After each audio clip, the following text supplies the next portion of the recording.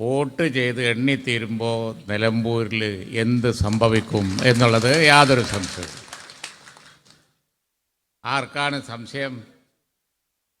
എനിക്കറിഞ്ഞുകൂടാ. ഈ നാട്ടിലെ വാർത്താ മാധ്യമങ്ങൾക്കാണ് വലിയ സംശയം. അവരെന്താ വിചാരിക്കണമെന്ന് എനിക്കറിഞ്ഞുകൂടാ. കാരണം എന്താണെന്ന് വെച്ചാൽ ഇവിടെ എല്ലാവരും പറയുന്നു നിലമ്പൂരിലൊരു ഉപതെരഞ്ഞെടുപ്പ് ഉണ്ടായത് നാട്ടിലെ കൊള്ളരുതാത്ത ഭരണം ഒന്ന് അവസാനിപ്പിക്കാനാണ് എന്ന്. എങ്കിൽ ഇവിടെ മത്സരിക്കുന്ന ഒരുപാട് സ്ഥാനാർത്ഥികളുണ്ട്. അവർക്കാർക്കെങ്കിലും വോട്ട് ചെയ്തിട്ട് വല്ല കാര്യമുണ്ടോ? വോട്ട് UDF ചെയ്തിട്ട് മാത്രമേ കാര്യമുള്ളൂ. ഈ നഗ്നമായ സത്യം മറന്നിട്ട് വല്ല കാര്യമുണ്ടോ? നിലവിലുള്ള സ്ഥിതി മാറണം, മലയോരത്ത് മാറണം. ഇവിടെ KCയും പ്രതിപക്ഷതാവും ഒക്കെ പറഞ്ഞ കാര്യങ്ങളുണ്ടല്ലോ. ഞാനിനി അതിലേക്ക് കടക്കുന്നില്ല. ഇവിടെ പ്രേമേന്ദ്രൻ പറഞ്ഞു, ബാക്കിയുള്ളവർ പറഞ്ഞു. ഞാൻ കേട്ട പ്രസംഗത്തിലെല്ലാവരും കേരളത്തിൽ ഇന്നുള്ള സ്ഥിതിയെക്കുറിച്ച് ഇവിടെ പറഞ്ഞു. ആ സ്ഥിതി മാറണം.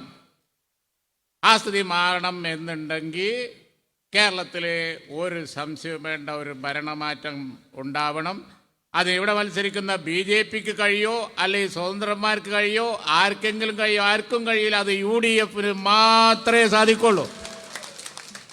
ആർക്കാ ഇത് അറിഞ്ഞുകൂടാത്തത്? പിന്നെ ഈ തെരഞ്ഞെടുപ്പ് നിലമ്പൂരാണ്. ഞാനൊരൊറ്റ കാര്യം പറയും. നിലമ്പൂരിൻ്റെ തൊട്ടടുത്ത് മലപ്പുറം ജില്ലയിൽ ഒരു ഡിവിഷനിൽ ഇപ്പോൾ ദിവസങ്ങൾക്ക് മുമ്പ് ഒരു തെരഞ്ഞെടുപ്പ് നടന്നിരുന്നു.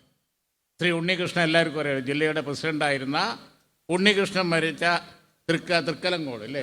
തൃക്കലങ്കോട്. അവിടെ പൊതുവെ കരുതപ്പെടുന്നത് CPMൻ്റെ ഇടതുപക്ഷത്തിൻ്റെ ഒരു കോട്ട എന്നാണ്. 1000 വോട്ടിന് കഷ്ടിച്ചാണ് അന്ന് ശ്രീ ഉണ്ണികൃഷ്ണൻ രക്ഷപ്പെട്ടത്. പക്ഷേ ഈ ഉപതെരഞ്ഞെടുപ്പിൽ UDF ജയിച്ചത് എത്ര വോട്ടിനറിയോ? 8000 വോട്ടിനാണ് അവിടെ ആ ഡിവിഷനിൽ. അതുതന്നെയാണ് നിലമ്പൂരിലെയും സ്ഥിതി. അതുകൊണ്ട് എനിക്ക് നമ്മുടെ വാർത്താ മാധ്യമങ്ങളോടൊക്കെ പറയാനുള്ളത്, നിങ്ങളൊന്ന് നേരെ നോക്കണം. ഇവിടെ ഇടതുപക്ഷവും അതുപോലെ തന്നെ UDFും തമ്മിലാണ് മത്സരം. ആ മത്സരത്തിൽ UDF ജയിക്കും.